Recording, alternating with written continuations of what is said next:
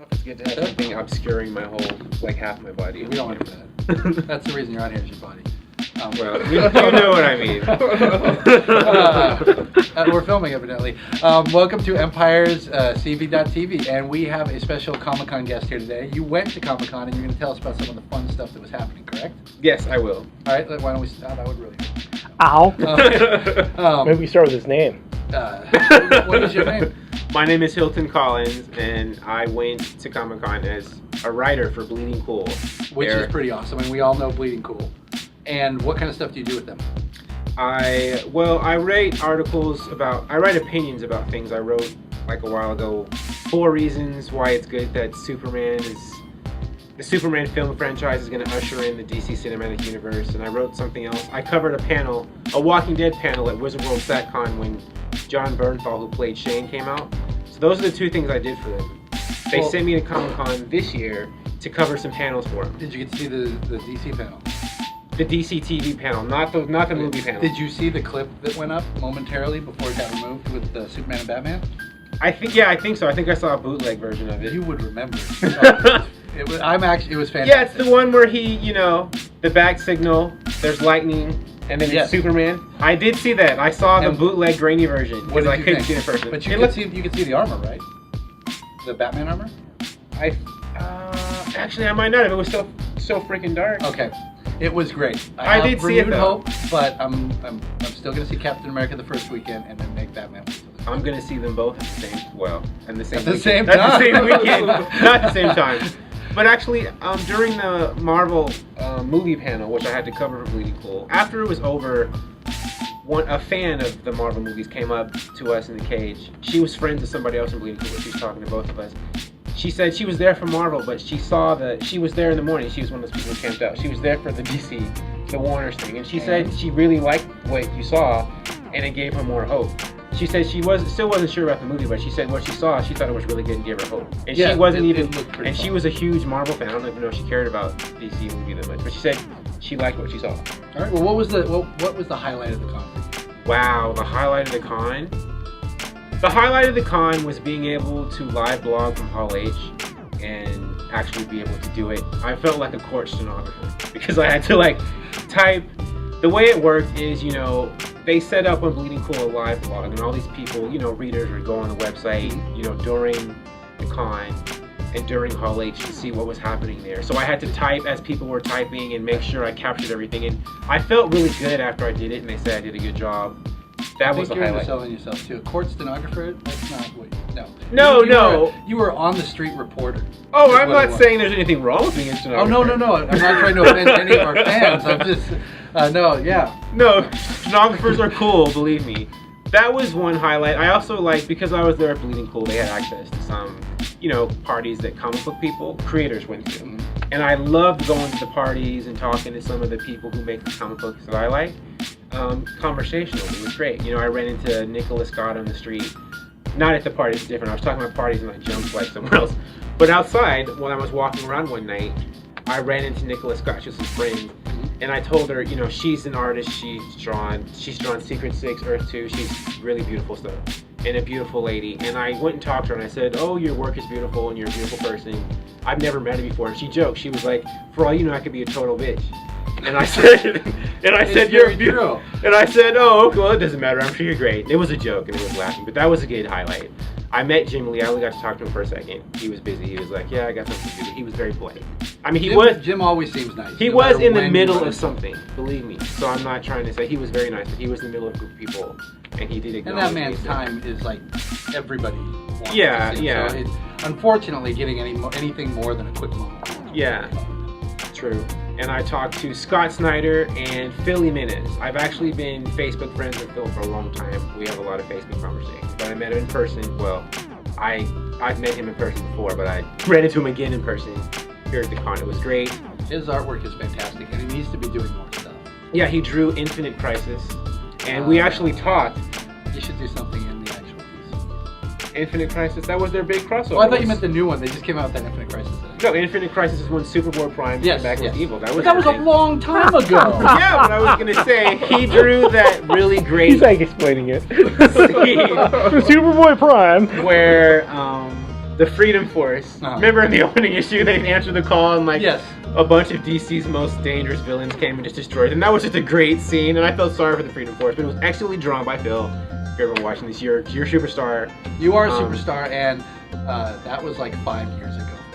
So can we I can't credit somebody for work they did. Was it more than 5 years ago? Wow. But I also talked to Scott Steiner briefly. I don't remember what I talked to him about, but I was able to say a few words to him. Did you tell him he was the man? I told him that I liked his work on Death of the Family, and he said great. And there were some other things. I don't remember what I said to him much, but it was good. And your heart was racing too fast. My heart was. I was very calm actually when I met all those people. And Axel Alonso, I met Axel Alonso, Marvel guy. Cool. I didn't really get to say much to him, but just I had to cover how to break into Marvel Comics the Marvel Way panel for Bleeding Cool. And after that, I ran into him days later. So I was in your panel, good advice. He was like, thanks. And then Sam Humphries was another Marvel person I met. He is writing Star-Lord right now. Okay. Do you know who that is? I do know who Star-Lord is. Sam Humphries. You know who he is? Yes. I talked to him right after the panel too. He's another those are the two Marvel people that I met. It sounds like you made the rounds. I did. And Jim Zub. I talked to Jim Zub too. He's another Marvel guy. I was watching all the stuff all weekend. I wish I'd been there. I'm gonna plan on being there next year, but it gives me a full year 2 plan, so I can. You should. You definitely can. This year I just dropped the ball. I should have gone, but if you were gonna go, would you go as an exhibitor or as a creator? Because you do. I'd still go as a creator, and by then, good. We'll have some more Union Street stuff, so we're gonna be having a table for that as well. And Trixie. So, and of course Trixie will be there. So we'll have comic books. So I'm going back for that, but. All right, hold on. We're gonna take a peek at my saver this week and see what we like. Okay. All right. So this week there's actually a ton of indie books out. So we're gonna hit those up first because this week they're the most exciting. All right. Low. I'm sure it's great. I only read stuff with superheroes. I'm sorry. Well, that's okay. That's okay. This is written by Rick Remender. Who's written a lot of good Marvel stuff. Amazing. You read Uncanny Avengers, right? I do. Yes, you do. Good. Uncanny Avengers is great. He's doing Black Science, which is just a wonderfully drawn book and just crazy, fantastic sci-fi. It's like Lost in Space on acid. Really good. But Low is coming out this week, which is another sci-fi one by Remender and Ticini, I believe is how you say it. It's the first issue, and I'm really, really excited about that one. What about East of West? You do Hickman? Yeah, he writes the Avengers title with like the Black Swan and like... He writes Avengers and New Avengers, and I believe he does Avengers World still. But this is his Image one that I've talked about way too much, so I won't mention it anymore. But I'm really excited about that. What about Kirkman? Oh, I know who he is, but I don't read The Walking Dead. I know, get off this damn video. That's all right. Well, Walking Dead's not out this week, and this is only Outcast number 2, so you have time to catch up. It's like it's like Supernatural. There's a young man whose his wife and his daughter were both possessed, right? And he was forced to do something about it, and it ended very badly for them and him. And it's his life years later as he's dragged back into that world. There's a really interesting twist in that. We were talking about it earlier. I don't want to give anything away to you guys if you haven't read number 1 because I still have some. But issue number 2, I'm kind of excited about. 10 grand. It's still holding me. I don't know if it's going to hold me as an ongoing. Do you read 10 grand? No, but I know the guy who wrote it. Okay, you do know him. He's pretty awesome. Babylon 5, you watch that?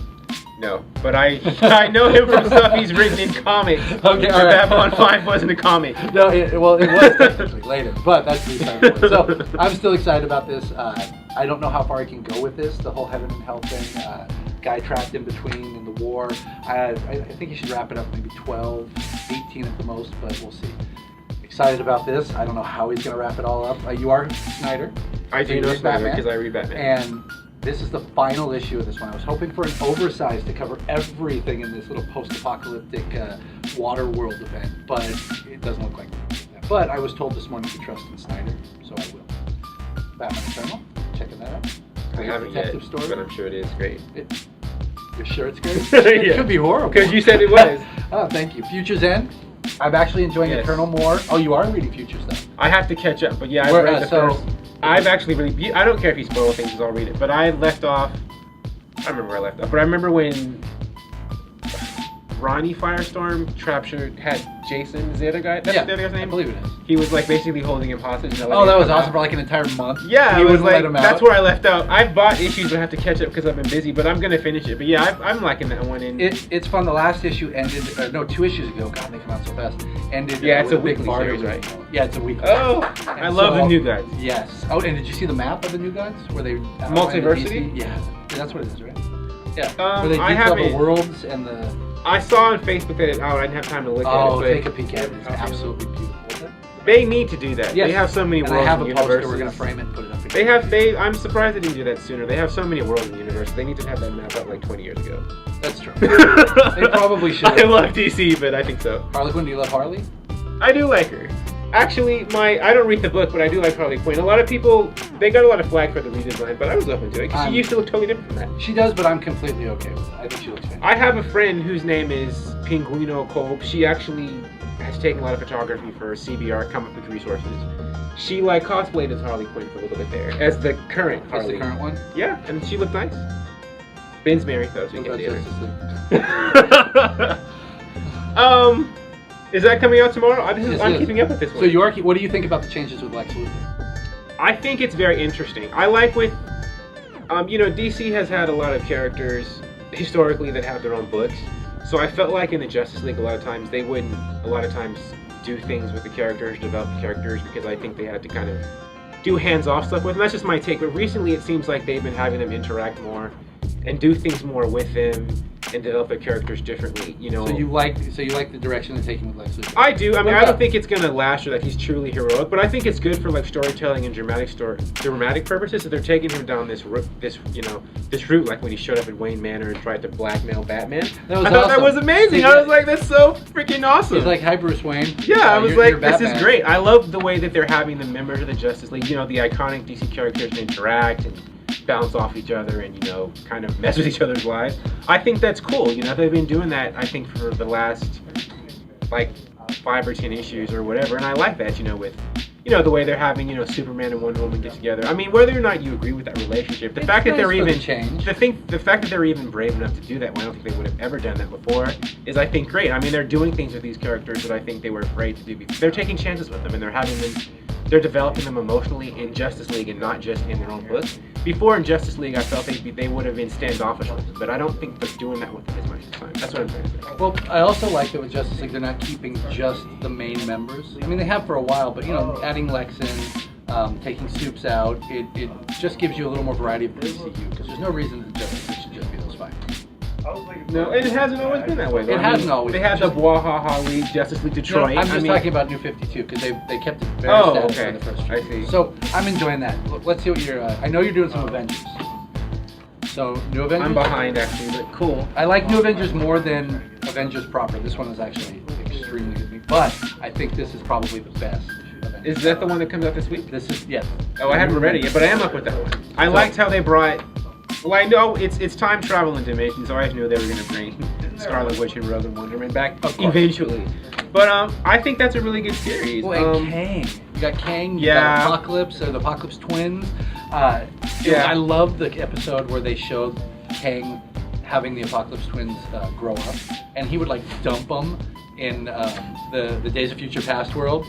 And leave them in a concentration camp for years. It's good parenting. You got to prepare your children for the worst that life has to throw at you. And he obviously did a good job because of taking on all of the Avengers and transporting all of the mutants off the planet. So, Avengers World, more, let's see, is he still keeping up on it? Nope, that's right, they put Spencer on this one. So, Avengers are just too big right now. Because yes, you've got the Secret Avengers behind the scenes. You've got the New Avengers, which is the Illuminati essentially. You've got Avengers, but everybody on the planet's an Avenger. So you really need an Avengers world to contain it all. So they are kind of exploding at the moment. And Jubilee, still a vampire, but she can go out in the sun. And Monet's in that book. I think I say that every time. Guardians of the Galaxy this Thursday. Are you coming with us? This week? That's it. No, is that this week? This is Thursday. Yeah, I'll probably go if it's this week. Next week I couldn't go, but this week I can go. Well, speaking of Guardians, let's talk about that real quick. I'm going to close shop at 4:30 on Thursday. So 4:30 on Thursday we're closing. We're going to go over to the little restaurant area behind the Century, We're gonna go to Saigon Bay. Excuse me. Get food, get drinks, then head over to the theater about 6. Get our seats. Try and get some good seats because it starts at 7. So if you want to come down, you can join us at the restaurant, or you can join us at the theater. If you forget everything I said here, call me, Facebook me, email me. I'll fill you in. Or you can go to empirescomics.com, and there's a blog post there that gives you all the details, and you can RSVP so we know how many people are coming. So that's that. We have the art room. It just got a little renovation. If you come by, don't peek in there until like Saturday or Sunday because there's still some cleaning to do. But when you take a peek, you're gonna have a whole new set of artwork by Jeremy Rathbone, and the art room is gonna look amazing. So come on down, take a peek at that, enjoy the couches, and anything else to say? Oh, I saw some of because I was in Hall H. Actually, not just because I was there for the press. I went previewing on Wednesday. They showed the pilot episodes of Flash, Gotham, and Constantine, which was like a triple. Oh, I didn't know the trifecta. pilot for Gotham was out. It is, and it's actually, in my opinion, in order of which one was best. Gotham, I thought was best, then Flash, then Constantine. Gotham, I didn't know exactly. I mean, I knew what the premise of Gotham was. I've heard of it, but I didn't know until I watched it what the tone would be, what they would do with the characters. So is it going to be kind of like Gotham Central, where it's more about the cops, the people in the town? Well, I mean, not exactly. I mean, the whole premise is it takes place, before Bruce Wayne becomes Batman. The main character is Commissioner Gordon, and all the characters, like many characters, Poison Ivy, Catwoman, the Riddler, Penguin, they haven't become the people they are later. So it's early. So it's like a drama with all these characters. So and Montoya's in it too, and Harvey Bullock. Oh, that's awesome. Who's playing Montoya? I don't know the actress' name. I don't know who a lot of the actors are in there yet, because they're kind of newer actors, a lot of them, not all of them. So are they all like young, or like 18, 19? Most of them are. Well, no. I mean, they're such Warner Brothers like stick. Well, no, actually, that's not how it is at all. They're either little kids or they're older. Like, because the guy playing Commissioner Gordon is not 18. And neither is Harvey Bullock. It's, Donald Logue? That guy's old. Well, okay. you're going to be there one day, too. And Jada Pinkett Smith is on there. Really? She's not old, but she's beautiful. She plays an original character they made for the show called Fish Mooney, who's like a crime boss who is the boss of the Penguin before he's the Penguin.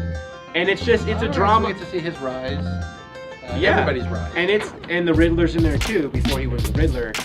So it's about all these people before they become who they are, and it's a drama. The first episode, I don't know if it's a spoiler or whatever, it's where if they actually show Bruce Wayne's parents, they get shot. It's not a spoiler. Well, no, it's not. It's a spoiler about what's happening in the episode. That's what happened to his parents. But the whole plot of the first episode is Bullock, whatever Bullock's first name is. I don't know what Bullock's first name is. It's Harvey. It's Harvey. Harvey Bullock and Jim Gordon are put on the case to investigate who killed Bruce Wayne's parents. And that's the whole plot. And as they investigate this, they run into all these different characters and things go from there. And it's a very, very good episode. I like it. It's very well written. Is Selena in it? She is. She's in it too. Who plays her?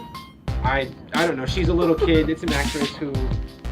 she's a little kid. I mean, the little kid characters in the show so far, Bruce Wayne, Selena Kyle, and Pamela, Poison Ivy. Although her name isn't Pamela Isley, it's Ivy Pepper. That's weird. That's the one thing I'm like, why not just call her Pamela Isley? They named her Ivy Pepper. Yeah. But it's supposed to be Poison Ivy. Those are the 3 little kid characters. Everybody else is older than that. Oh, and Alfred's in it too. Young Alfred. He doesn't have that much gray hair. He'll get it. He's just salt and pepper and mostly brown. Well, that'll be interesting. I didn't know that was out, so I'm looking forward to it. Yeah, they showed the premiere there. But why don't you tell them where they can find you online? I have a blog called Imagination Unplugged that I have to update, right? It's there. And I also write for Bleeding Cool, and I'm going to be doing it more often. All my stuff, all my Comic-Con coverage is on there right now, and I'm going to be writing for them more in the future. Perfect. Well, thank you for sitting down with us. And don't forget, this Thursday, Guardians of the Galaxy at 7, and the Sac City Rollers is August 9th. Fortunately, I won't get to go to this one, but that doesn't mean you can't. August 9th, you can get tickets.